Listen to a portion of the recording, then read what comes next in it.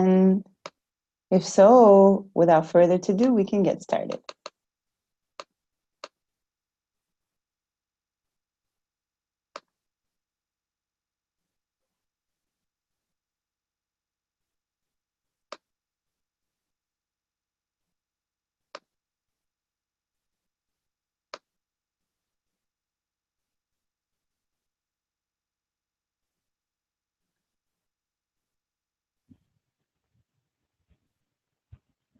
Hi, David. How are you? I am well. Can everyone hear me? Yes, we can. Okay, this is good because yeah, I apologize for the lack of video access, but you have my voice. We have your voice, and everyone has, you know, their human imagination.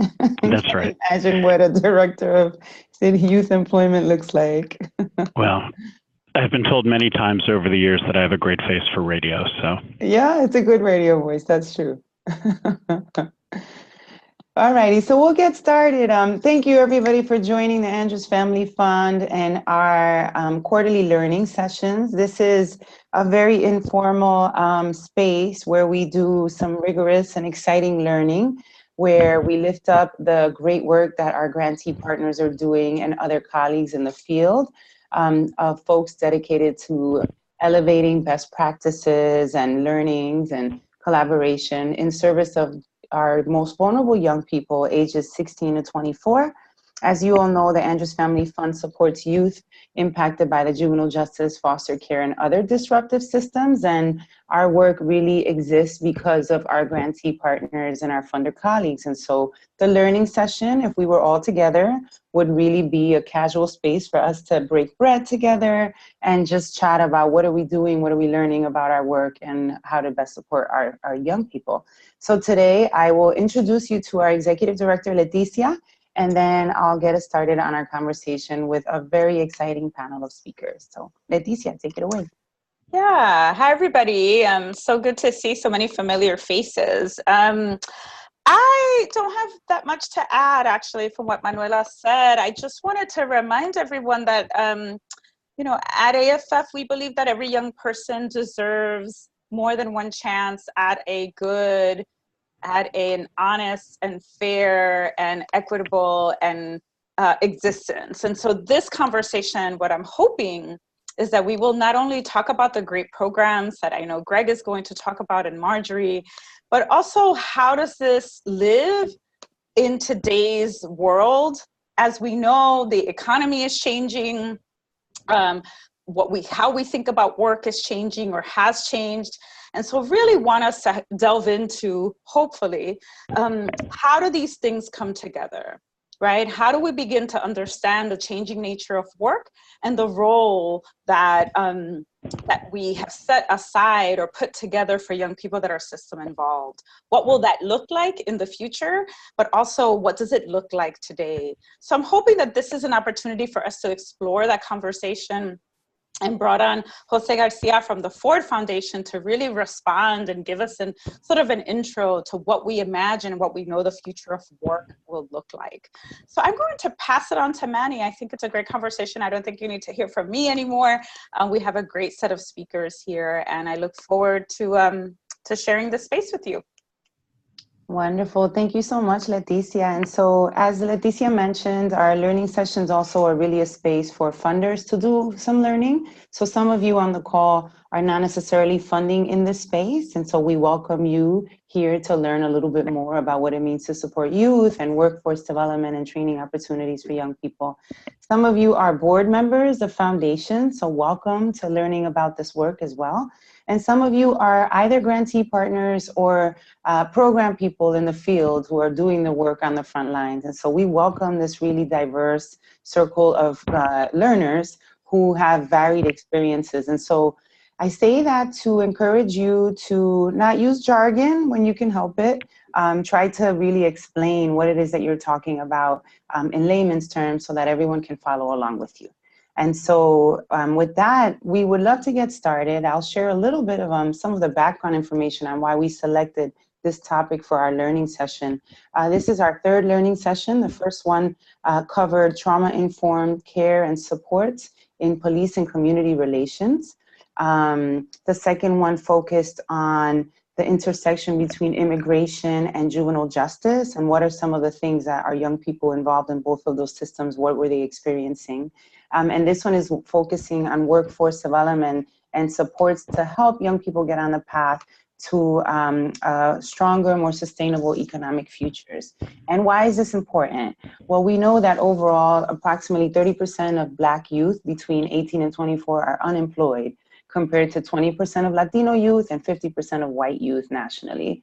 And even though we've seen a national decrease in the rates of unemployment amongst opportunity youth, which is a term that folks use to refer to young people who are both out of school and out of work, despite the fact that we've also seen increases in high school graduation and college enrollment rates overall, we still have 40% of young people in low-performing school districts and their high school experience without a realistic access to a career, technical education, or even concrete guidance about college or career options. And even if they make it to that next educational step, very few of the young people that we serve are graduating from college.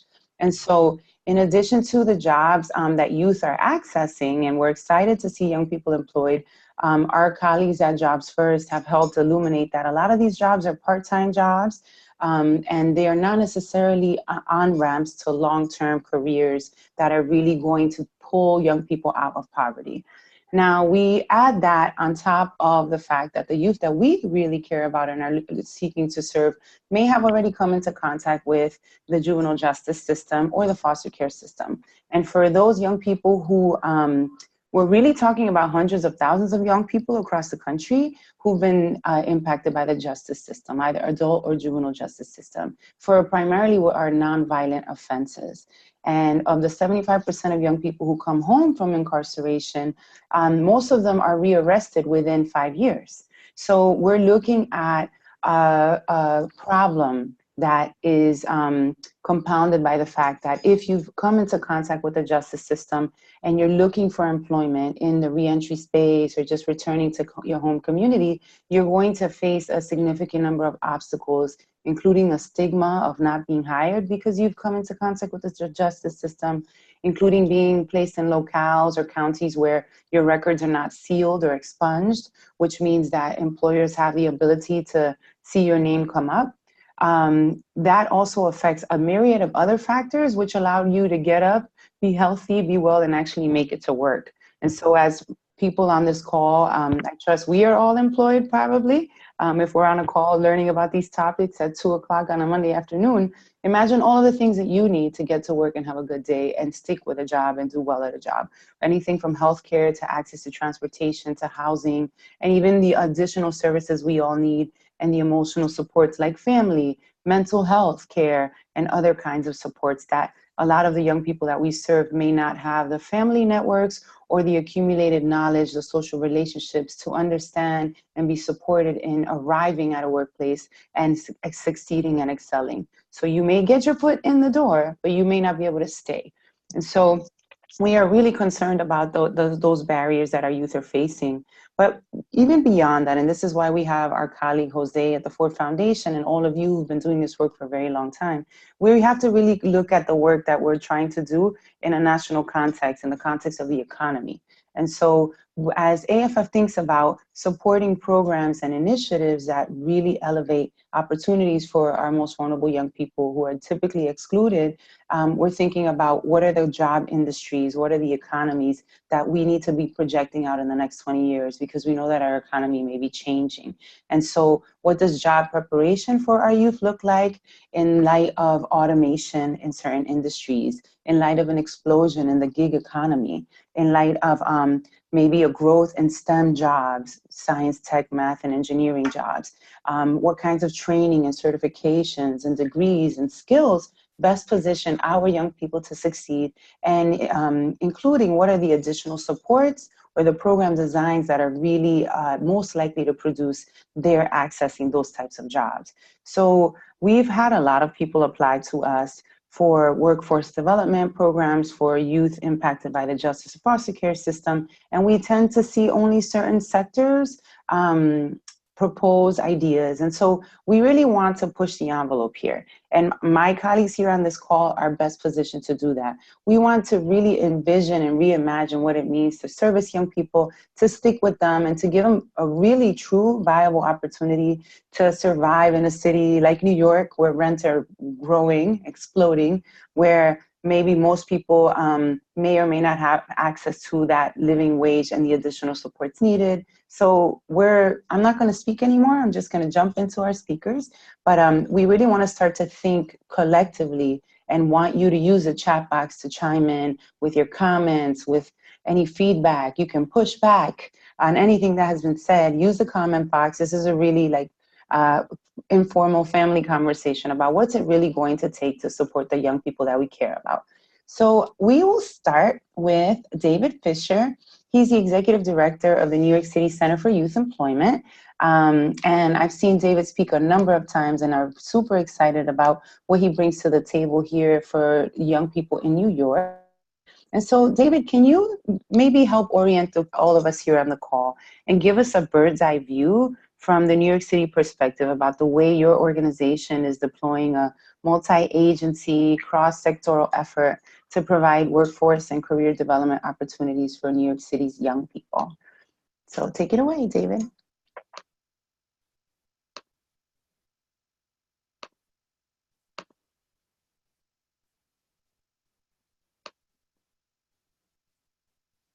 And David, if you're speaking, you might be on mute because we cannot hear you.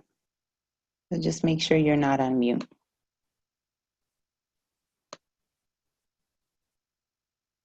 Yes, you are on mute.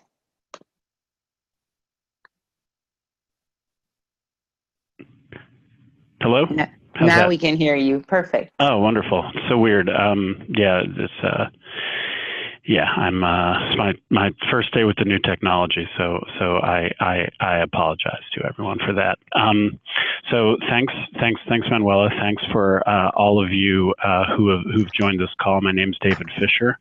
I'm the executive director of the New York City Center for Youth Employment, and I'm going to kick off our discussion this afternoon with a little bit of background on some of the challenges in youth workforce development in New York City, and how my organization tries to harness resources and align stakeholders to effectively respond to them.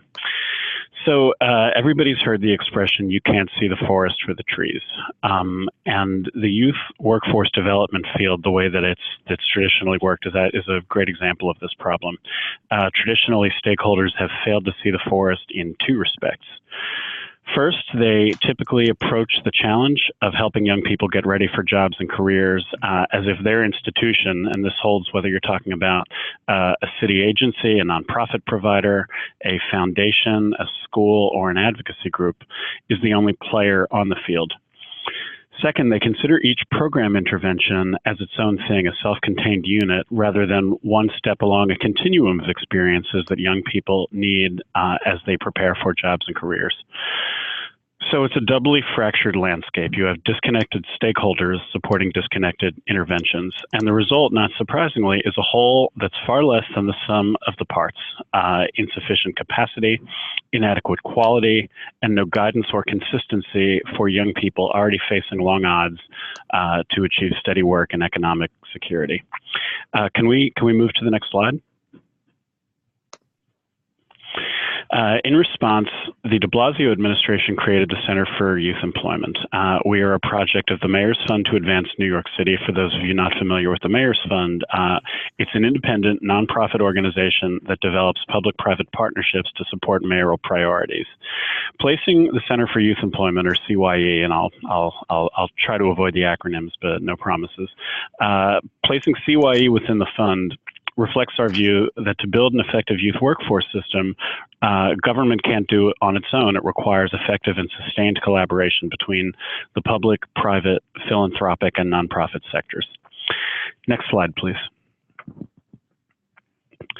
So we spend a lot of time talking and thinking about the needs of different youth populations and employment prospects within different sectors of the economy for our youth. But the things that people really need for career success in the information economy pretty much hold constant regardless of which group you're talking about or which sector you're talking about. You need some foundation of educational attainment. Typically at least a credential or degree beyond high school, though not necessarily a four-year bachelor's degree. You need some work experience and or verified skills, and you need the demonstrated ability to function effectively in the workplace. And there I'm referring to what's sometimes known as the executive skills or essential skills: teamwork, problem solving, communications, how to navigate systems, and so on. So the Center for Youth Employment works to deliver these three things.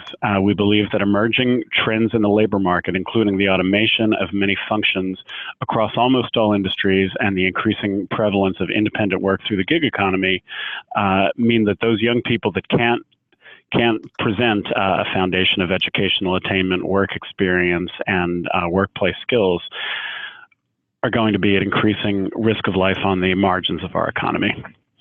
Next slide, please. Unfortunately, our system falls short right now, and this is true in New York City, and it is probably, it is probably not as bad here as it is in other places nationally. We fall short on helping New Yorkers achieve any of these things, and the problems have to do with both quantity and quality. So as one example, a 2012 report from the New York City Comptroller's Office found that every 100 students who begin the 9th grade, only 21 graduate from college with an associate's or bachelor's degree within 12 years. So 79 fall short of a degree. In terms of work experience, a 2014 report from the Brookings Institution found that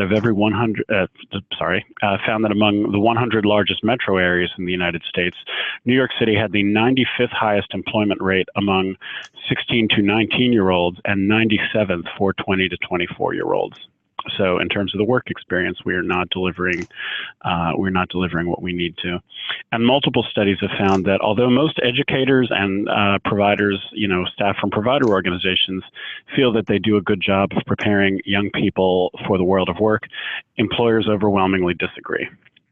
One more issue that exacerbates all these concerns is that the system lacks what we might call connective tissue: consistent definitions and reporting metrics, standards for evaluating program quality, even quantified overall goals. To give just one example, until very recently, there was no real connection between what high school students study year-round and their activities in the Summer Youth Employment Program, which is beginning later this week and will serve up to 75,000 participants. Next slide, please.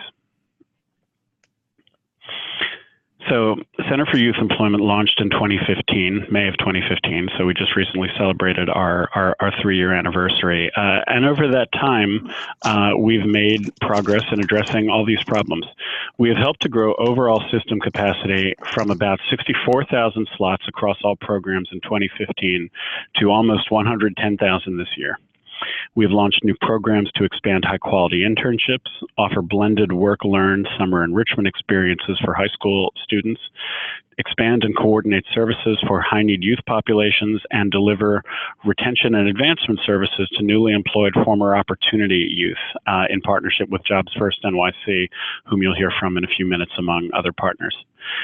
Finally, we're working to create greater system alignment, including a 4,000 participant pilot this year for school-based summer youth employment program, in which students' summer jobs are informed by their school experiences and interests. And the idea there is really just that what happens in the classroom and what happens in the workplace need to be complementary and mutually reinforcing. If you're talking about young people who might not have the resources at home in their families or among their social networks to help them put the pieces together on their own, then it falls more to those of us operating in the public sphere to at least give them the tools and the space to do that. Center for Youth Employment recently released a case study, which I believe Andrews Family Foundation has shared with participants, and it's also available on our website at cye.cityofnewyork.us. The case study has much more detail on the center and its work, and I'm very happy to answer questions later on in our program today. So again, just thank you all very much. Really appreciate this opportunity. Fantastic, David. And we look forward to hearing from you again in a little bit to talk to us about what it means to connect the Department of Education to employment, to summer youth, to all of these different CBOs doing the work that they do in this really cross-sectoral approach that you all have. So thank you so much for sharing. And now we'll turn, thanks. So we'll turn to Marjorie from Jobs First NYC. Marjorie is the Executive Director, and we're really excited. The Chief Executive Officer. We're really excited to hear from Marjorie's great work. Marjorie, I recently read a report or heard a report on NPR that said that in 10 years, more than 50% of the U.S. labor force will be part-time employees, which presents its own set of challenges to opportunity youth, which are generally the youth of color from low-income communities that we care about. Can you tell us a little bit about Jobs First and your work as both an advocate enlisting employers and partners to help connect opportunity youth to employment, and particularly some of your thoughts around helping transition youth from part-time to full-time employment, and what does it mean to do that? So feel free to share whatever you like, Marjorie. Thank you, Manuela. Am I on? Yeah. And I can see you. Hi. Hi.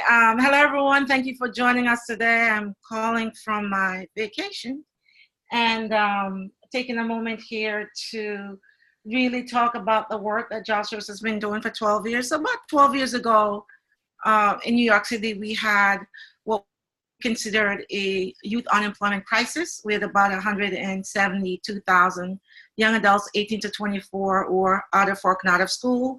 Another 50,000 that were out of school and unemployed. About 220,000 is what we estimate that number to be, to the best of our knowledge and census data.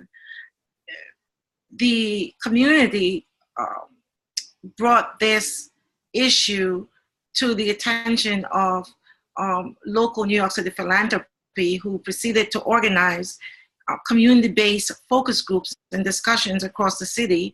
I like to say the only borough we missed was Staten Island, to figure out what could we do about this issue. How could we keep attention, keep focus on this challenge? How could we find and lift up practice? How could we make sure that what the market demand is what we are training young adults for? And so out of those conversations was born a local mechanism 12 years ago to do exactly that. So funded by local New York City philanthropy, the Jobs First NYC, and there were many names, I understand back then. Each time I meet someone, they tell me what the name was supposed to be, sometimes funny and sometimes not. Our work really focused on raising awareness about the challenges that young adults face, finding, lifting up, or innovating the type of practice that lead to greater solutions, aligning market demand or aligning employee demand with the demand of the job seeker. So we look at it in both ways, both from the job seeker's perspective and both from what the employers are looking for. The way you'll experience our work is in probably three ways. One is through, we have a very robust research work here at Jobs First that really focus on what's happening with the field, solutions that we're finding that's working. The other way you'll experience our work is through the local collaborative partnerships that we built here in New York City. We only work through a partnership mechanism. We're an intermediary. We don't do direct service. The other way you'll experience our work is through the relationships or partnerships that we build with employers. So to Manuel, a question around how we're addressing those issues is that the numbers now from 12 years ago are down to 136,000. So we went from 220 to 136. And while that sounds like good news, what Manuel alluded to is just some of the challenges that we see now with the 136,000 who are now left in the group. They are harder to serve, right? So what we have are young people with more barriers. We find that in a recent report that we published called Barriers to Entry, and Manuela, we can send that out to everyone when we're finished here. We updated a report that we do every 5 years. We look across New York City to see where most young people are living, who are out of work and out of school.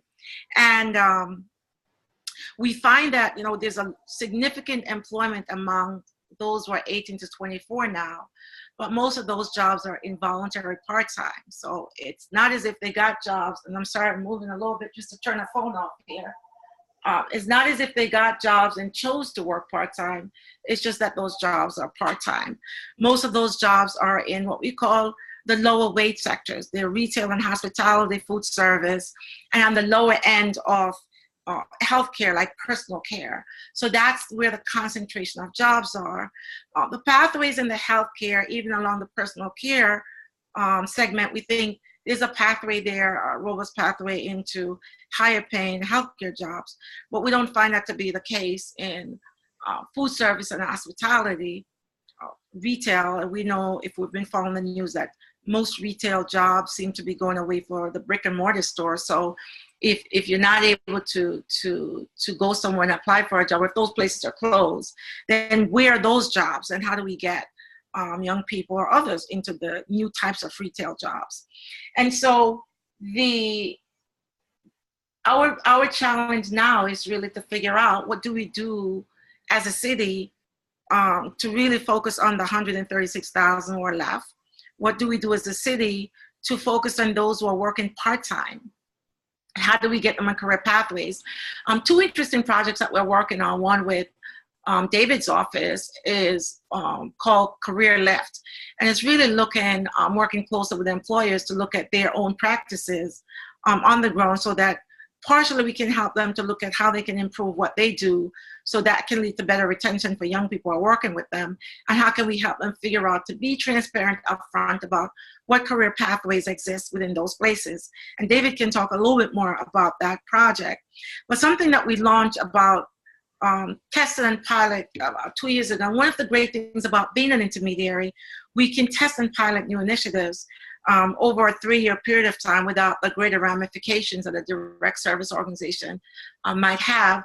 To date, we haven't really had any great failures in any of the initiatives that were piloted. But we're working on the part-time involuntary employment piece. We saw this about 3 years ago. The trend has not decreased, it has just increased. We launched a new initiative. It's an employer-led initiative.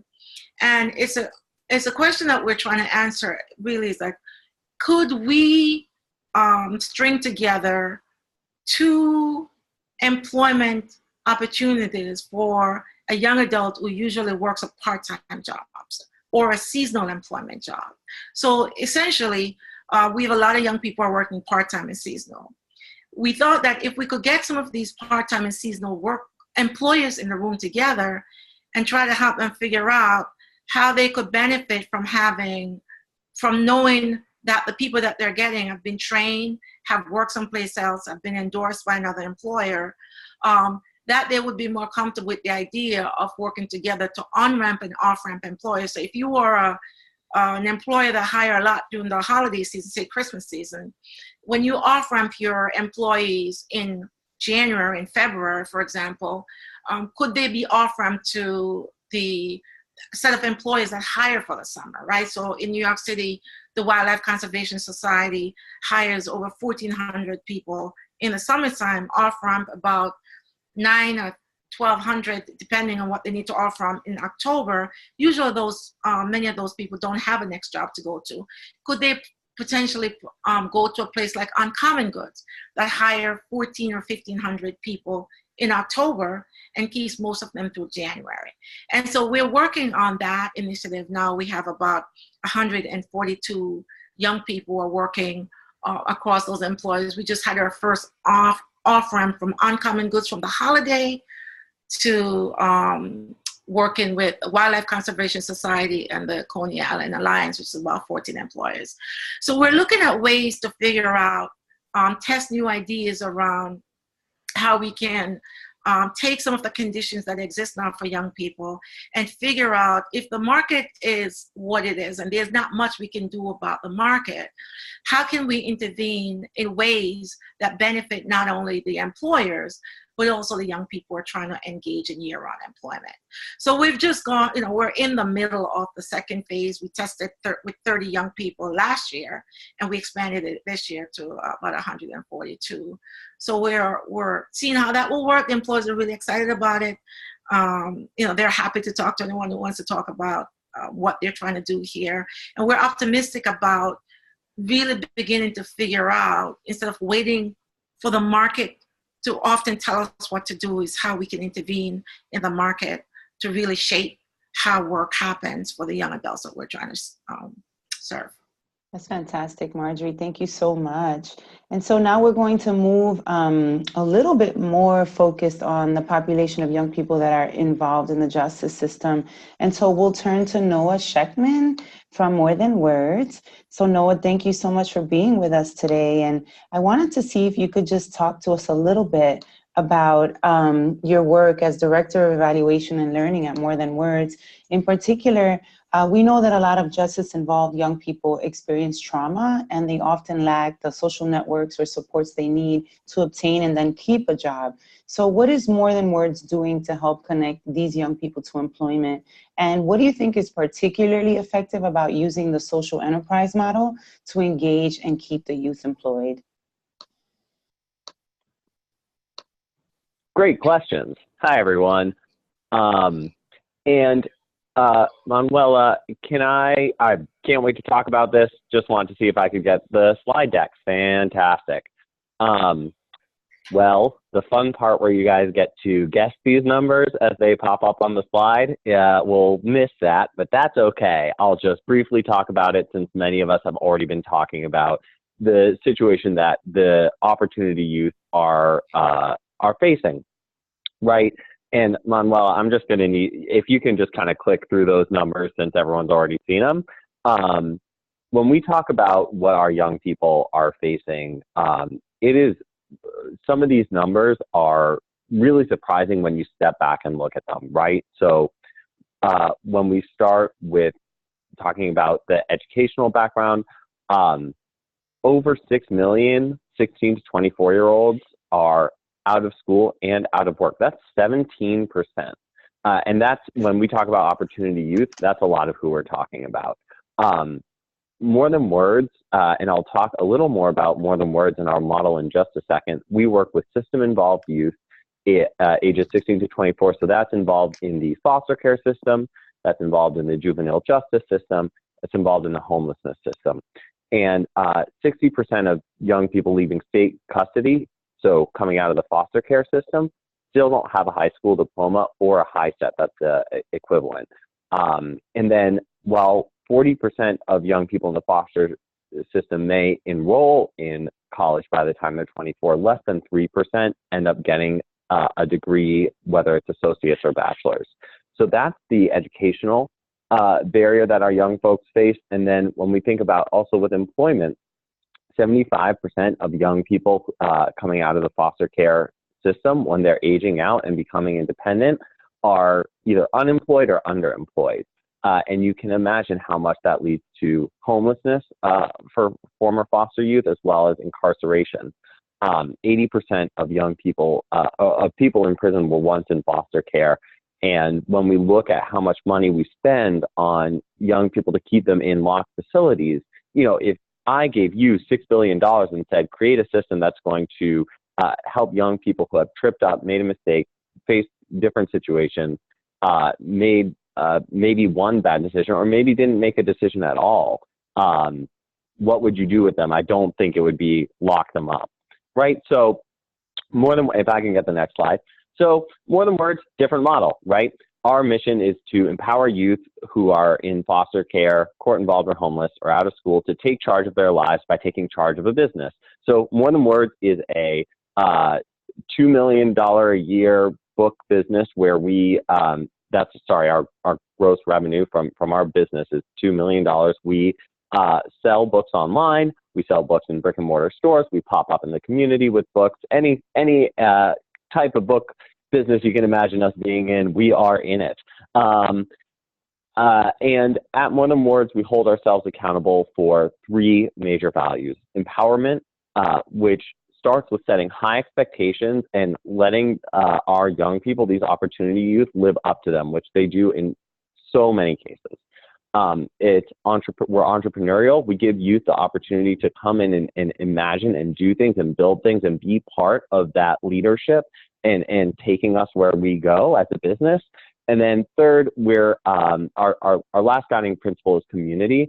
So I think it was Marjorie who was talking before about how Jobs First NYC came out of a community effort, and Manuela was talking about how communities, or I'm sorry, not Manuela, I'm looking at my notes here. It was David who was talking about missing the forest for the trees, being disconnected between different places. So our last value at More Than Words is community, in the sense that first we provide a safe environment where people want to come and be, where our opportunity youth want to be, but then also connecting that to all the other people in their lives and opening our doors and being a place, a clearinghouse, a place where people can come. So that's very general, high level. Let me talk about exactly what it is that we're doing. And this is probably true of many other social enterprises. So as I describe More Than Words, I think this is sort of the social enterprise model. If we can get the next slide. Perfect. So how does More Than Words work? So if you think about the first part of More Than Words, it's that foundational job at More Than Words, working in the businesses. So you're coming 3 to 4 days a week. If you're in high school, you're coming after school. If you're not in high school, you're coming during the day. You are scanning books, going out on the truck, doing all the things that it takes to make our business run.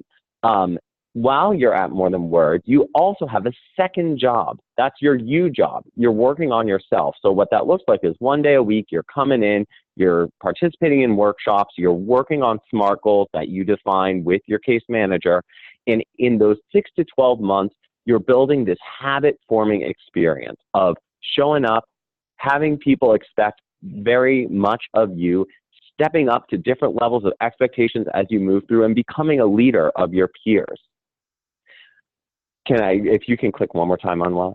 So More Than Words, however, isn't just those 6 to 12 months of habit-forming experience, because that would not be enough to erase the 16, 17, 18, 19 years of trauma, of poor education system, of all the challenges and barriers that our young folks face. So after those 6 to 12 months in our core social enterprise, they go into our grad program, which lasts for 2 years, where we're providing one-on-one case management, at least once a month, follow-up support to help them pursue those education and career pathways that take them from, the A job. We talk about the ABC job, right? A job, which is where they're starting, then a better job, the B job, and a C job, which is the career. So when they're a graduate in our program, if you can click one more time on Lola, right? Think back, if you're listening in here, think back to what you did when you were an 18-year-old, right? Maybe you were scooping ice cream, maybe you were helping move in the summertime, maybe you were working at Dunk's, whatever it may have been. Sorry, Dunkin' Donuts. It's a Boston coffee and donut chain. We won't get into it. So young people, after they leave More Than Words, are doing that entry-level employment. And we're seeing them have a lot of success. We'll talk in a minute about how we define that success and what that looks like. But we're seeing young people leave More Than Words and ready to hold down that first job, ready to show up on time, in dress code, know how to receive feedback from their staff members, their directors, whatever it may be. And then if you can click again, Manuela. And we're really, what we're hoping to do is see young people sustain that employment for more than 6 months to allow for that growth opportunity to happen. We are very focused on them being successful at work, but we know that for them to really succeed in their career, it can't just be that being able to be successful at work. They also need to build their own human capital through education. So once they're done with that high school diploma, which is one of the requirements of kind of being in this program, that you're working towards that, we're helping them pursue, and if you click one more time, Manuela, we're helping them pursue certificate training or traditional post-secondary ed, such as four-year college. And that can kind of come out in a lot of different ways. And we are a post-secondary ed for all organization. We believe every young person should get post-secondary education, not necessarily college for all, not necessarily just that four-year diploma. And that's because we know that so in our state, Massachusetts, 60% of new jobs are jobs that require more than a high school diploma, but less than a four-year college degree. So we know that our young people, to be successful and be competitive, don't necessarily need that traditional four-year college. They can do something else that's going to put them in a competitive place to compete in the job sector. And then we can go to the last slide here, Manuela. Thank you. So with all this work that we're doing, right, we hold ourselves accountable in the same way that we hold our young people accountable for really high performance. We hold ourselves accountable for making sure that what we're doing works. The number, I'm not going to have time to go through all of this. I want to leave time for Greg to pop in here. But the one thing I'll draw your attention to is what we look at for graduates of our program. And we're looking for them to be spending more than 30 hours a week on the combination of work or school. Some kids, that's going to be just all work. Some young people, that's going to be all school. Some young people, that's going to be a combination. And for system involved, or for Black and Latino young people in the United States, 60% of them in ages 16 to 24 are engaged in work or school over the course of the year. For our young people after our program, 80% of them are engaged for 30 or more hours a week, and up to 92% of them are engaged in some way, perhaps not up to that 30-hour standard that we have. So we do think that the social enterprise model works. I have so much more to say, but I know Greg wants to chime in here, so I'll pause and we'll have a chance later. Thank you so much, Noah, for sharing the great work of More Than Words. And we will turn to Greg. Greg, because we know that you also at UTech use a social enterprise model, and you all have had great success for many years engaging what some communities may say are the hardest to reach young people, those that are not typically represented in the traditional workforce or even serviced by these more standard workforce development opportunities and programs. And so what I'm really curious about with you all is, what are the practices that you have found to be most effective in permanently connecting these youth to employment, as well as what are some of the policy challenges and opportunities out there that you think can really elevate that work and expand the impact of efforts like yours? And don't forget to unmute yourself, Greg, because we can't hear you. Great. Unmute. You're good. All right. Thanks, Manuela, and good afternoon to everyone. I'm sure that appreciate everyone coming here 2 days before the 4th of July. And so I'll try to keep it brief, but Noah kind of talked about a bunch of different things that we have similarities with. So also we're similar in the sense that we're only about 10, 15 miles away. So we're in Lowell, Massachusetts. So if you know Massachusetts, we are a little northwest of Boston, fourth largest city in the Commonwealth. And so we serve young adults in the Merrimack Valley. So Lowell, Lawrence, and actually Haverhill, Massachusetts. And not to go into too much detail, I'll just give a brief overview, and then I can talk a little bit about some of the work we're doing specifically in the enterprises and some of the policy work as well. But we've learned to really say our target population is really the 10% that might be involved in 90% of the criminal activity on the streets. So that's really who we want to serve. When we think about the spectrum of at-risk versus high-risk versus proven risk, we want to be at that 10% side. So the impact players, the shot callers, the influences in terms of any potential criminal activity, those who are potentially at risk of being shot or who could be the shooters. That's exactly who UTEC wants to work with. And so our model is not for everybody, and also because, as folks know, research says you don't want to have a mixed kind of population of low risk with high risk or even proven risk young adults. So we're referring young people out when they're not necessarily on that risk scale for us, because we have limited resources. And I think the work that we do, we realize that we don't have to serve thousands and thousands. We can serve that right group of young people that can have influence in the streets and never give up on them. That's the core part of what we do. So we touch about 800 to 900 young people during the course of the year, but we'll serve about 160 intensively. It tends to be about 70% young men because of criminal activity. And again, we're really talking about serious, violent felony arrest and convictions. And so the work that we do, we have a team of street workers. So my background, myself, I started as a street worker way back when, and we have a team of street workers that, well, really their whole charge is to make sure we're reaching out to that right young adult. And so they do work on the streets in Lowell. We have 25 active gang sets in Lawrence. There's additional gang sets. In Haverhill, there's other gang sets. So the street workers who have a breadth of experience that allows them to be in that position where they can walk into any circle on any street and really either break up a fight or be there to prevent retaliation. That's their whole mission, is to engage the shot callers around that. In terms of once that happens, and you'll see up here on the slide the values of UTEC. As a street worker, we talk about the value that's in the bottom left-hand side. It says chipping away. And for us, that's the heart of what we do, is we know that it might take us 2 years, 3 years to get to that right young person on the street. And that's what the street workers do. Then they'll also do work behind the walls. And I'll talk a little bit about that later on. But in short, we have arrangements with all of the correctional facilities, and so that we can be behind the walls, meeting young people where they're at, similar to the street, being there for them maybe 6 to 9 months prior to their release, so that on release day, we will be, unfortunately, usually the ones that pick them up, and then they can go right into the program. You can move into the next slide, Manuela. And so if you want to move into the next slide, thank you.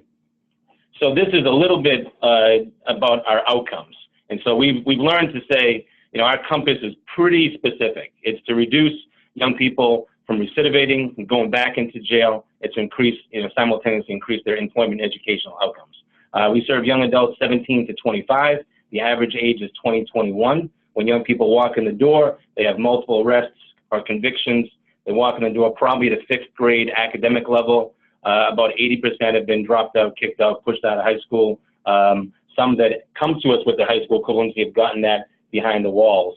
And so for us, similar to Noah making the case, about, less jail, it's really keep young people out of incarceration. That is our front and center goal. And then if we can do that, we feel pretty good about building up the work for them in the employment education work. And so we have very specific indicators around all of that. I won't go into too much detail, but the one key stat that I raised, which is similar nationally, but in Massachusetts, the largest group of young people gets incarcerated 18 to 24-year-olds. This is brand new data that's less than a year old. And no surprise, the highest recidivism rate is within that same group, 18 to 24-year-olds. Within 1 year of a young person being incarcerated, within that group, 52% get rearranged. And if you stretch that out over 3 years, 76% get rearranged, which is crazy. So 3 out of 4 young people are getting rearranged within 3 years. And so we're pleased that our rates are about 10%, but we're motivated to keep dropping that and continuing to do our work. And that's really at the forefront. You can move to the next slide. And so the heart of our work is obviously simultaneously engaging young people and then getting them right into our program. And so I'd say our social enterprises. And now we've been around for about 18 years. We've been doing the enterprises maybe 4 or 5 years, and they've all come, they're really all, I'd say they're all startups and still in some effect. And I'll go into just a little bit, about each one of them. But I would say that when we started doing this, folks ask us, what's the earned revenue and all that, and we probably take about it's probably about 12 to 15% of our overall budget comes from the earned revenue of the businesses, and now we're about a $7 million organization. But we're careful to say that, you know, we are doing this not for the revenue, because none of the businesses, even when you separate them as their own, you know, as their own businesses, we pull out all the other supportive services, they're not break even. We're making maybe 65, 70% against our expenses. But for us, when we got into this, the whole reason for us having social enterprises is we know that we need to guarantee a job to every young person on day one of their release. As a street worker, if I can have in my back, it's really what I have in my back pocket, and have that on-ramp very quickly, literally on release day, you can go right into our mattress recycling program, is at the heart of what we do. But also the other piece, you know, the social enterprises, and we say social enterprises, meaning that, you know, it's obviously our outcomes are broader, it's a mix, and there's a community impact ideally to our work. But when we started doing this, we realized that having our own businesses allows us to create our own rules and to extend the clock of engagement of a young person. And I think Noah had mentioned this as well. And no disrespect to any program that's 6 or 9 month training programs. It works very well probably for a lot of segments of the population. For our young people and for 18 to 24-year-olds, we know we got to have a long-term engagement. It's probably about a good 4 years. So we have to be able to create a system that the rules are different. They're different than our partners at Whole Foods. And, you know, we can now, with our own businesses, we can be much longer than a training program and engage young people in meaningful work for a good, you know, 1.5 to 2 years. At the heart of everything we do, and when we talk about our values, it's this idea of a clean slate. And so at the heart of our social enterprises, it's never kicking anyone out. So in the history of UTEC, that's really the core piece of it. You can build in relapse, but we really make a commitment to never have a young person come to us if they're open to engagement, and have them be turned away at any point in their journey. And so the enterprises, simply put, you know, we have 3 core enterprises. Mattress recycling is where everybody starts. It's kind of like the boot camp of UTEC. You come in and you literally go right into mattress recycling. We recycle mattresses basically by tearing them apart, and all the materials get recycled. We're one of only 3 vendors in the state that do that. We also have food services. We have our own cafe. We do catering. We're about to launch into a partnership with Whole Foods, where we're doing a line of products with Whole Foods as well that'll be sold in all their stores in the region. And our other enterprise that you see is woodworking, and that is one big cutting board that someone is putting together in that image. And we have a line of cutting boards that now also sold in all, I think it's 42 stores in the North Atlantic and Whole Foods. And so when we think about what works for us in terms of workforce development and social enterprises, I'd say that, you know, when we think about whether we want to start a new enterprise or what the core ingredients are, A, it's got to be meaningful work for our young people. B, it's got to be basic entry. Given the young people we're serving, we want to make sure that on day one they can walk right in the door. We want to have a community impact to it. We want to have the ability to have anchored partners on it. And then simplistically, you know, logistically, we do manufacturing is really good for us, because line of sight supervision, where we can have 1 staff to about 7 young people, is another core aspect of that. So that's kind of a little bit about the businesses. Also similar, Noah, you know, we always say, you know, UTEC's, you know, work, the job is only one part of it. So we have transitional coaches that will stick with the young person. Once the street workers engage a young person, transitional coaches will stick with them through their journey. We try to remove any of the barriers. So childcare has been a barrier, because a lot of our young people are parents themselves. And so we're launching a new initiative around 2-generational approach, so that we can engage young people in really a whole family approach. And so our outcomes now are broader with the child, the youth. And so it's not just the provision of childcare, it's childcare plus parenting, family engagement, and the stretch of things working with the whole family. We're looking at transportation, so we're looking at a lot of different barriers. We provide integrated on-site education as part of the model. We have a partnership with our community college to get dual enrollment credits. And then we'll work to get young people engaged once they leave UTEC out in the community. That is the abbreviated version. I would just say, in terms of policy work, we're really focused on the 18 to 24-year-old population. We do a lot of work engaging young people as the leaders of it. And Manuel, if you want to flip to the last slide. This slide is actually one of the highlights. So there was criminal justice reform obviously has been talked about nationally. Each state has its own different platform. Massachusetts just passed criminal justice reform legislation in April. And our young people came up with this idea of expungement, which I know Manuela had mentioned before, to really truly seal the records of juveniles. And this was something that our young people worked on for now about 4 years. And so, you know, we get young people engaged in the policymaking work. It's really their choice of what they select, and learning how to, you know, not only do direct action work, but how do you really maneuver your way around the State House and have allies and partners and champions in the legislature and in the administration. And so we do a lot of work in that respect. We're also looking at federally about 18 to 24-year-olds being able to be looked at as a distinct population. So in Massachusetts, we're proud to be partnering with our sheriff in Middlesex County as he's launching the first ever young adult unit in a county jail, which is a specialized, basically a specialized program for 18 to 24-year-olds within an adult correctional facility. It allows us to go in there and do all this work in advance of their release. We're doing some work on specialized probation for 18 to 24-year-olds. And these are areas that I think they have a lot of interest, not only locally, but nationally as, you know, potential new models. There's, as folks may know, a lot of conversation about juvenile justice and raising the age. And so we're engaged in that conversation too. But at the heart of it, if we can do some of our workforce engagement work behind the walls in these specialized units, that's a big piece for us, because the last thing I would say is when we're thinking about workforce development, and we think about our criteria for engagement, motivation is never an entrance criteria for our young people. So who we want to serve are those young people that, for whatever reason, they're, you know, that light may be there a little bit, but, you know, they just have to show up to us once, and then we kind of own that outcome of staying with them. Because ultimately, we really believe, and, you know, the brain science research is backing this up more and more, that, you know, there's no magic number, but in your mid-20s, recidivism naturally declines. So at the heart of everything we do around workforce development is literally just engage those young people, keep them engaged for that critical time period, whatever we have to do. 2 chances is not enough. Sometimes it needs to be 8 chances, and that's what social enterprise allow us to do. But we can help that young person avoid jail and then get into their mid-20s. We know we're in a much better space. So I'll end it there. Thank you. Fantastic. Thank you so much, Greg. We have a ton of questions for you, but we're going to let Jose share his insights first.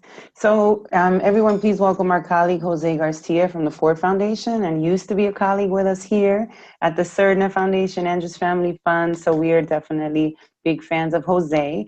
Jose is a foundation program officer. He's also an author and a policy researcher, as well as had his own small business. And so kind of knows the ins and outs of what it takes to run a business. So Jose, would love to hear from you, maybe some of your reflections or responses to what our colleagues have said about the businesses that they're running, their approaches to engaging young people, also what you see lies ahead in terms of the future of work, and anything that you think that our colleagues and partners, have you heard them already think about or tackle, or you think you would like them to really consider as we look 20 years out around what are the industries and the future of work, and anything else you'd like to share? So welcome. Thank you, Manuela. Thank everybody, and good to be talking to you all today. I just want to appreciate a lot of the presentation that were put forward, and I just want to share some thought initially around around this idea of the future of work, right? This is an area that we at Ford is very new to us, so these are just preliminary findings based on our own research and the work of many other people on the field around what are we looking at in the future. Before I said that, I think it's important to say that as I'm listening to the different, just some reflections on the presentation, is that what young people are dealing with is basically the labor market, right? And the labor market, meaning what I'm meaning to say is that we're living in an era in which the areas that are growing is low-wage sectors, right? We will mention retail, hospitality, domestic work, and others. And that I want to say about that is that the reason they're low-wage sectors is because we workers don't have power, right? And I think it's an important frame into our conversation, because manufacturing is a good job because we actually, those workers were going to have voice and have power in the workplace, and that was helpful in terms of creating the wages that we see today on the labor market. So the labor market is not deterministic space. It's a space that we as people, or workers that organize, can actually change and contest. And I will provide a similar frame when we talk about the future of work, right? We cannot be deterministic about how the future of work is gonna unravel, because the public sector have a huge, our city, state, and the federal government have a huge role to play, right? To ensure that those that work have good work. And I think just some reflections that you were talking of young workers, there's a lot of literature that we know, right, that the issue of part-time work is an issue of youth, but is an issue of families around the country, right? The issue of subcontracting work which you have no benefits, that are treated as independent contractor, is an issue already that we have seen in the labor market for decades, right? Actually, one of the biggest companies that we see around are of workers that are subcontractor, are companies that subcontract workers, right? So therefore, the importance of building worker voice and power to ensure that that happens. As we're thinking about this frame, I bet a lot of workers, people that provide workforce development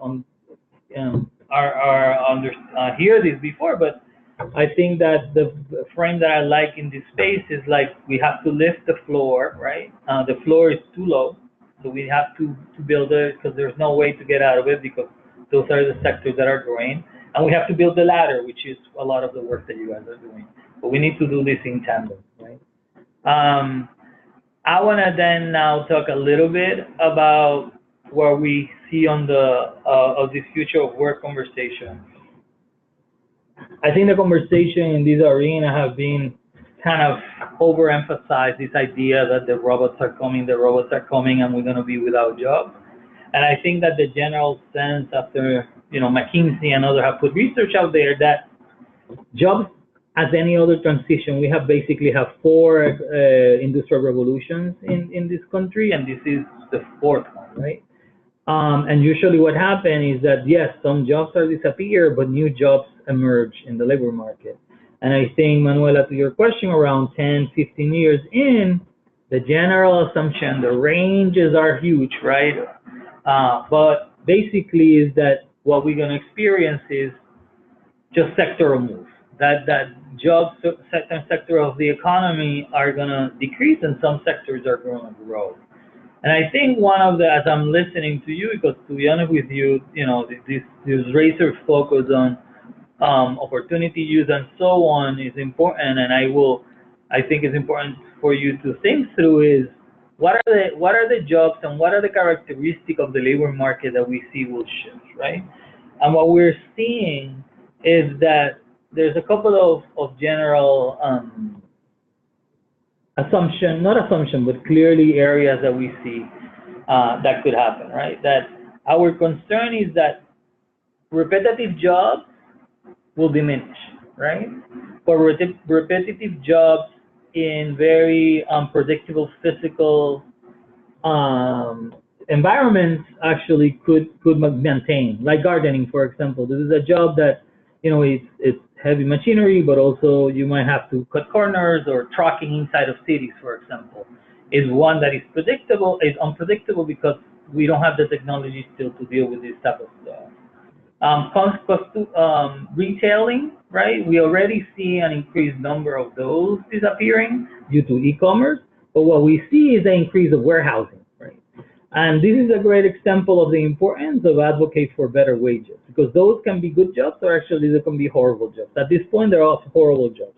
They're actually part of contracting. Geographically matters too, right? Because if you think about the diminishing, this whole diminishing of bricks and mortar, right? They're in corridors, in cities, and other urban areas. What happened is warehousing, actually, you see the increase of warehousing in suburbia, New Jersey, for example, that are actually attaining the needs of New York, right?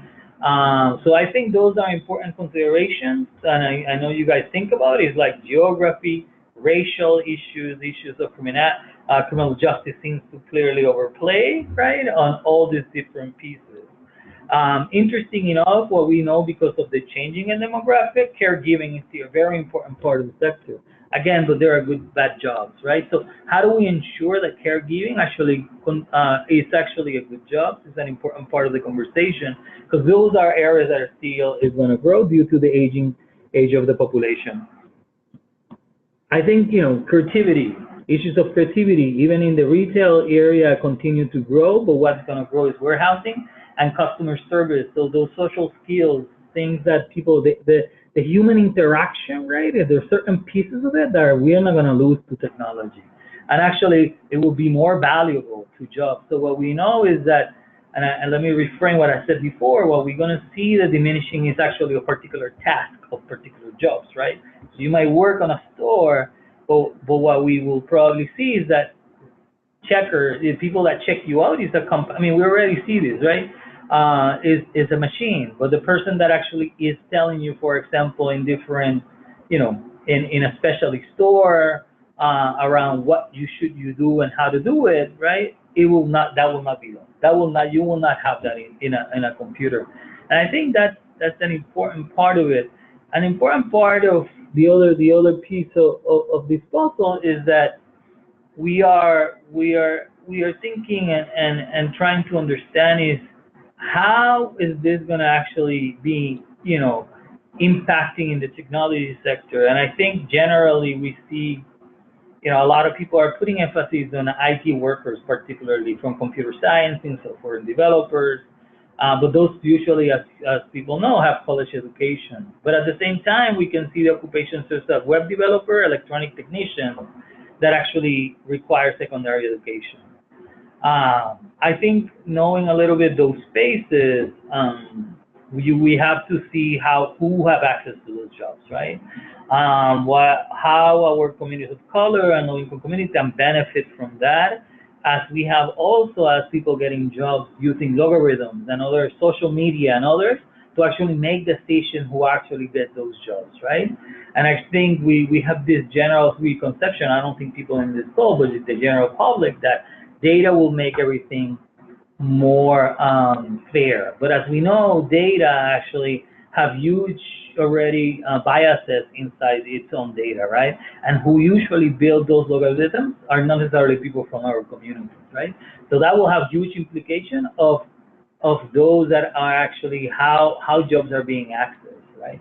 And we already have a bunch of different ways in the lower sectors, though that process of getting people into a job have been already kind of computerized, make part of a computer logarithm.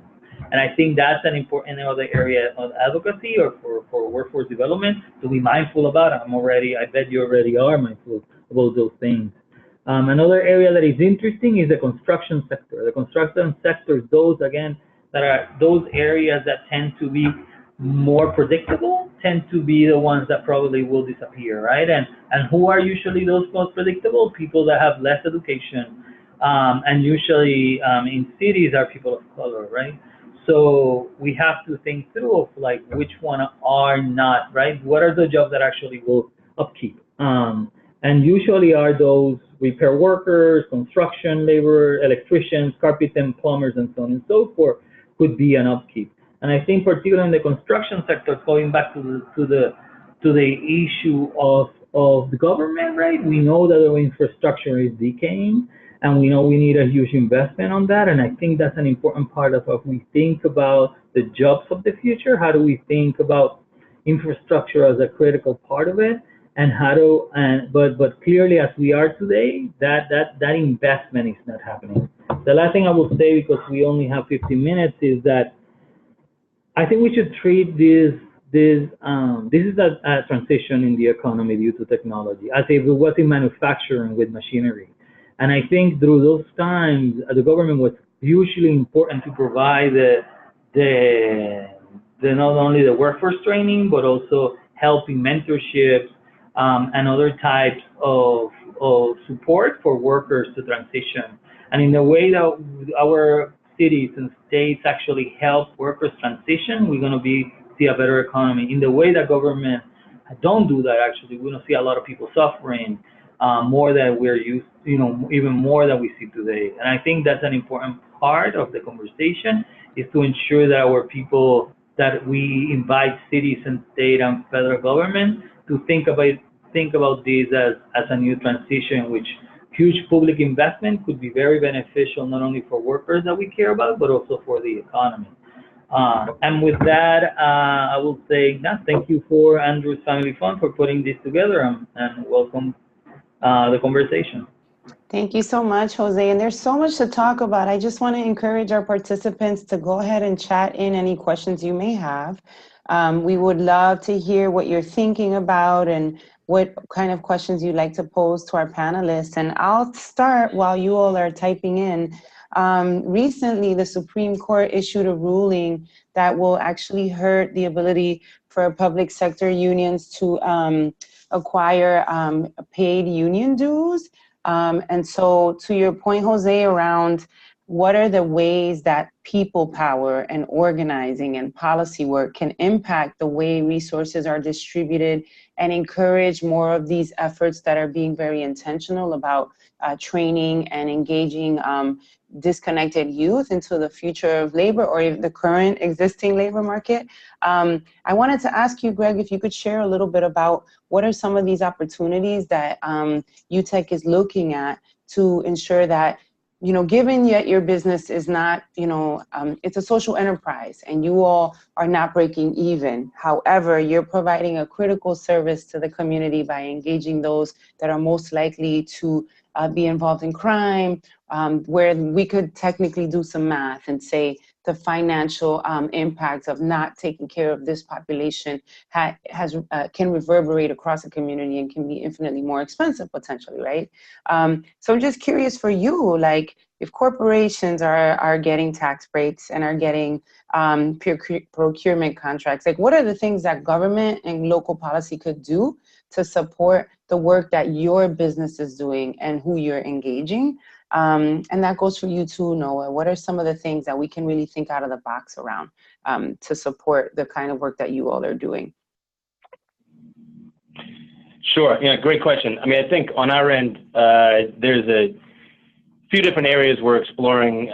Like many folks probably doing this work, we're pretty mindful and aware of the pay for success type of work, and really looking at that pay for success model and is a spectrum, and there's lots of possibilities. And so we're actively looking at that as a way for the state to say, no matter what, there's an investment. As Noah said, it's a pretty clear investment in terms of the return of investment for doing this work versus the current costs, and really building that into the model. I think folks who are doing pay for success are always looking to do it in a way that can be more scalable. So we're looking at opportunities to do that in a variety of different ways. So that's one side of it. I think also at the state level, and I'm by far no expert on this, but also our friends at REDF, national funder, who's really focused on social enterprises, are probably much more equipped for this conversation. But there's really an opportunity for some type of preferred social enterprise procurement. And so California, I know, has passed some legislation around this at the county level.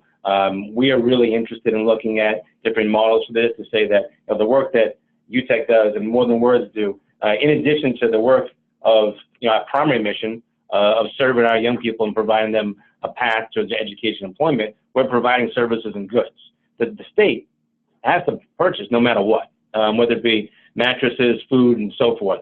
And so how do you provide a mechanism for the state side of it that creates an opportunity for the state to get a 2-4 on this and have a preferred mechanism for social enterprise procurement? So we're always looking at that. And I think, with businesses, there's all types of partnerships we're exploring so that we can basically prepare our young people and have a pipeline for that next path with an employer. So if we can get them trained on that one specific piece of equipment, which we're doing in woodworking, that's very specialized, we know that they'll have an on-ramp, an employer that's interested in hiring them. That's great. And then I want to invite David or Marjorie, if there's anything you all would like to comment around some of the sectors that Jose just pointed out in terms of where work will be shifting to potentially? And also, what are some of the things that funders can do to support the kinds of conversations necessary between these sectors, either between education and training endeavors at a city level, or between employers or young people? So we'd love to hear from you, David and Marjorie, about that. Okay, I can offer a couple thoughts. I mean, I thought that Jose's analysis was pretty much spot on. We know that the more routine and repetitive and predictable job functions are, the more at risk those who hold them will be of losing them. So what we're trying to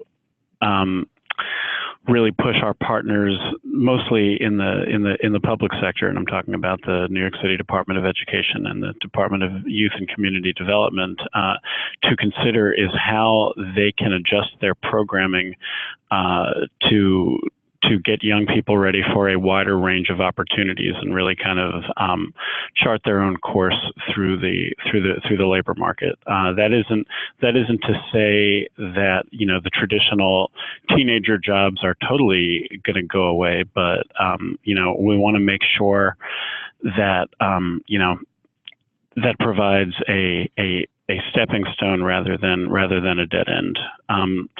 There's a lot to be said for any kind of work experience, just because that's where you learn and where that's hopefully you have a little bit more latitude to make mistakes and figure out what you're good at and where you need improvement and what you'd like to do over the longer term. But that can't be it, especially when we're talking about a shrinking pool. So I think providing those work-based learning opportunities within our system, is going to be crucial. Giving young people, we haven't talked very much about labor market information. I mean, one of the things that we're thinking about all the time at the Center for Youth Employment, is how to expose young people to a wider range of career opportunities. Both in terms of being able to look at statistics or go to sources and see where the opportunities are, but also just going on site visits, talking to a wider range of professionals, understanding what certain jobs are like, and what it takes to access them and be successful in them, and get young people on those paths. Kids, we have a saying, kids can't be what they don't see. So we want to make sure that they see as much as possible, and that's not something obviously that should be limited by your economic circumstances. And are those exposures happening at the school level, David, or only for those youth who access like a summer youth employment program? Or? Well, so in the last couple of years, the Department of Education has begun to embrace career awareness, career exploration.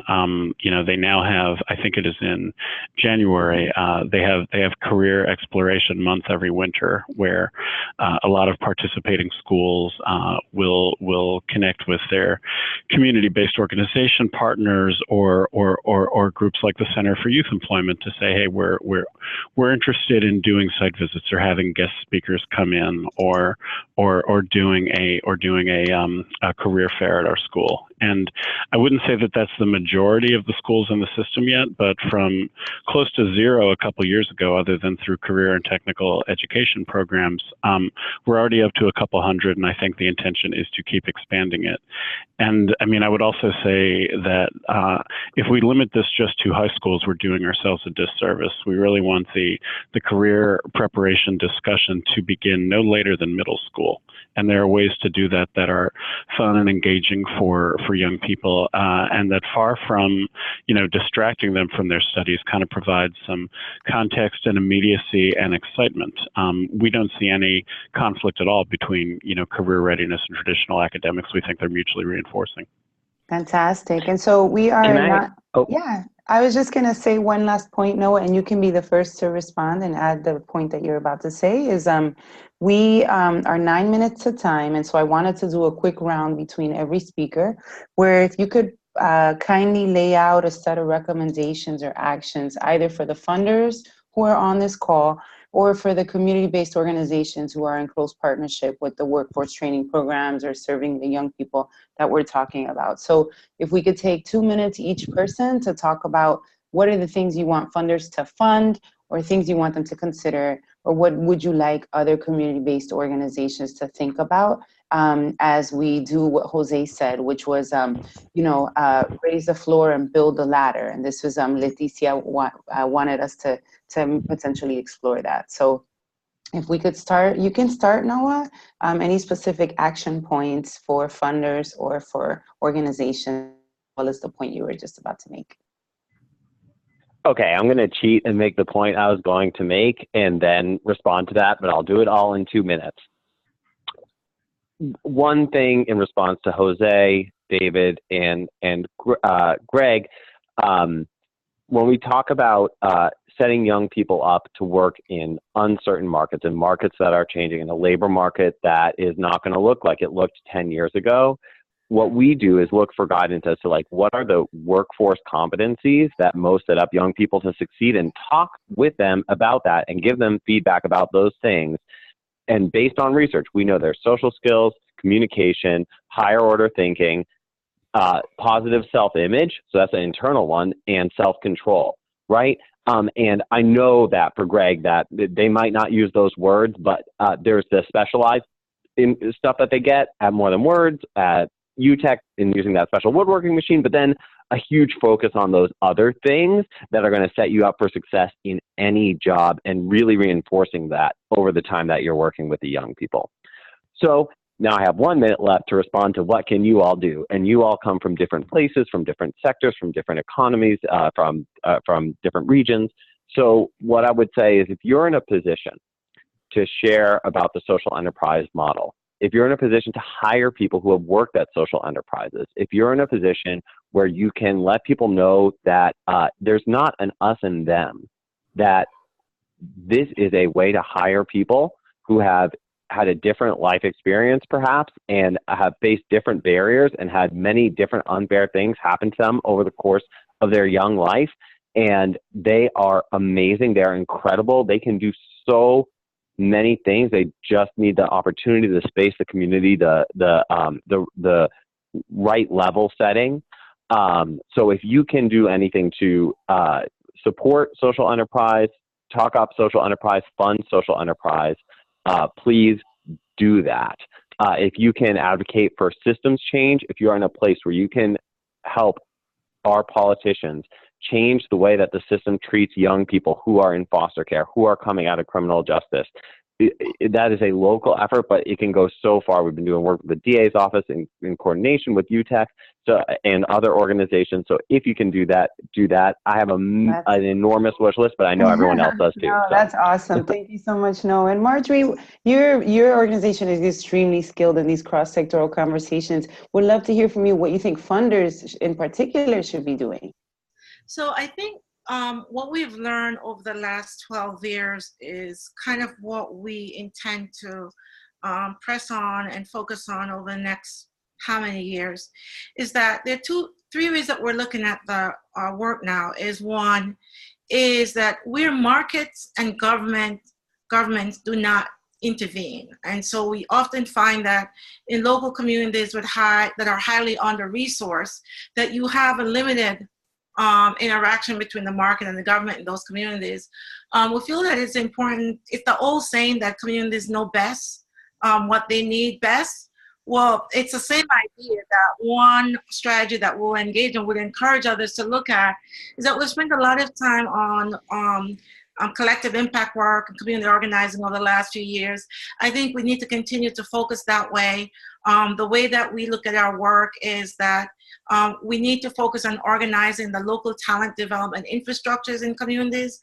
These are the various numbers of organizations that work on training and education that are not necessarily working together, that they need to be organized, that if they're not organized, then they cannot respond to the market, right? And so when you become more organized and you develop better understanding about the market. The other thing that we've done over the last few years is we've tested and piloted and launched and rolling off a very successful sectoral employment initiative. And this really was aimed at building the capacity of the field to develop a deep understanding of how the market is changing, but how each sector is changing the market. And so what we often find is that people lack the in-depth knowledge about each sector and how the sector is changing, and that developing a better understanding of markets and sectors will help them better train young people or local residents for jobs. And the other thing that I want to say is that largely we've, I think that, we said, I hear that a little bit here is that a lot of power rests with the market, right? And so, I am a big fan of capitalism, but not all of it. I recognize its deficiencies, but that we've largely not think about how as a sector, right, the public workforce sector, how we can coordinate together to influence how the market behaves. We largely see ourselves as people who just are at the will at the market. But I don't think that we are. And I think that if we can find smart ways to really, like we're doing now with this seasonal talent exchange initiative, by going out and bringing a set of employers together to say, you do this, we can help you do this better, we can both benefit from this. But also to think finally that the private sector is not the only place we can look at. The public sector is also a robust place of employment, and that we ought to be thinking about how we can create pathways to public sector employment. We see that happening in Hennepin County, Minnesota. We saw that happening in out in New Mexico. We see a little bit of this conversation going on in Philadelphia and now in New York City, that we ought to begin to look at the different places that we can create pathways and pipelines for young people, and not just for young people, but for local residents. So that's really how we're looking at our work now. It's that's great, Marjorie. So that we can determine and approach a change the way they want to do it. I appreciate that. And I also appreciate you signing on during your vacation. So we celebrate your commitment. I'm going to turn to Jose just because I know he does have to jump off a little bit before 3:30. So Jose, any closing thoughts as a fellow funder? I think you're on mute. Is that right? Because I can't hear you. Thank you. I have to go now, but I just wondering, as I'm listening around the workforce development piece, this issue of social capital, right? This issue of self-control and all that, how is that more burdensome? Is that more burdensome to communities of color, right? Particularly this population versus the other population, for example, white, usually sometimes, right? The social capital being out there and being kind of more vociferous of how they talk and so on. Sometimes white kids tend to be thinking as somebody that is different and entrepreneur and so on and so forth, and how the different identities could be impacting our communities, and how much is actually then the discriminatory place of employers, right, with our communities. And what is the role then, if it's not workforce development, other entities, to ensure that our kids are not putting particular burdens on them that are not being put in other populations? More a question, not being in this arena so closely. Thank you for having me, and have a good afternoon, everybody. Thank you, Jose, for joining us. And then David, do you have any closing thoughts or recommendations, actionable things that funders and other organizations should be thinking about? Yeah, I mean, I'll end, I think, where I began with the distinction between the trees and the forest.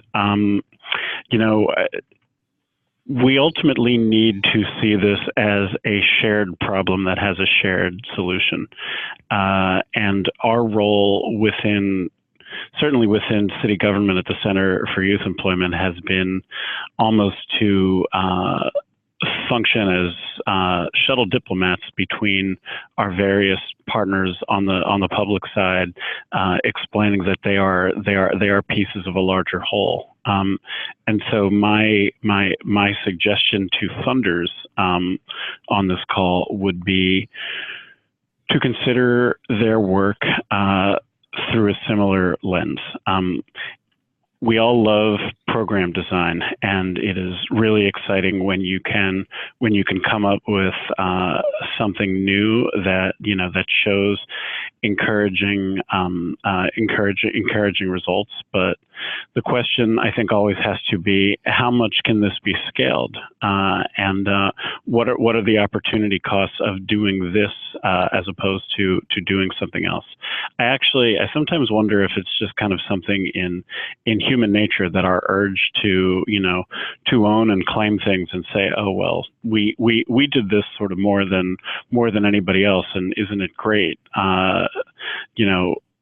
Kind of overshadows the need to play a smaller role in a bigger solution. To us, the core of this work is, how do you do the most good for the most people? If that's the question you're answering, you're probably less likely to come up with supporting this small self-contained thing that is dependent upon particular champions or particular circumstances.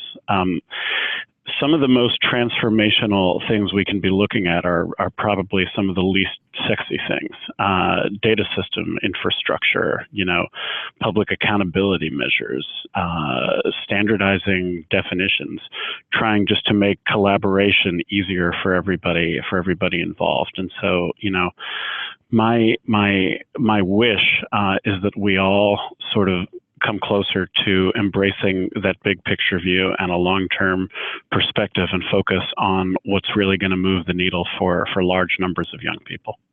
Well, thank you so much, David, for those closing thoughts. And on behalf of the Andrews Family Fund, we just want to celebrate and thank all of our partners who, whether they're on that macro level or really focused on a geographic community, all of your work has been extremely valuable, and we are all learning from all of the knowledge that you've accumulated and have so generously shared on this call today. I want to encourage all of you to click on the SurveyMonkey form. It is only 3 questions, and your feedback goes a very long way. Please chime in and let us know how we're doing. Let us know if this is useful and helpful to you. We do have 2 more learning sessions coming up for the end of the year. One of them will focus on the work of LGBTQ organizations, and hopefully will include the direct voices of young people from these populations speaking for themselves about what they need and what they want. And then the last will be focused on Native youth and Native communities. And so with that being said, fill out a SurveyMonkey. Make sure you're on our AFF email list by visiting our website, affund.org. And please thank our speakers for being on this call. Thank you all so much. And we hope you have a wonderful week. Enjoy your time off. Really enjoy and really unplug. And stay strong for this really important fight to service our young people. Thank you, everyone, for joining us. Thank you. All right. Take care, everybody. Bye-bye.